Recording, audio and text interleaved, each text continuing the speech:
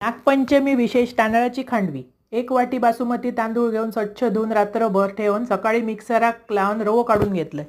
त्यात 2 वाटी पाणी घेतलं, त्याच्यात जर आला किसून घातलं, 1 वाटी गूळ उकळत ठेवलंय। तोपर्यंत तूप घालून पॅनवर रवो भाजून घेतलंय खमंग।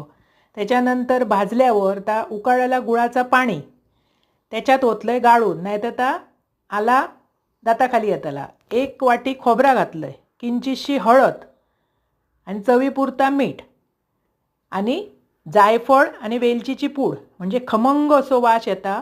अशी करून बघा। आम्ही एका खांटोळी म्हणतो, लोक त्याका खांडवी म्हणतात। एकदम भारी लागता। अशी करा, मुलांका देवा, आवडतली त्यांका। एका ताटलेक लावलंय तूप, त्याच्यावरती हळदीचा पान घेऊन व्यवस्थित थापून घेतले, म्हणजे हळदीच्या पानाचा वास पण भारी येता।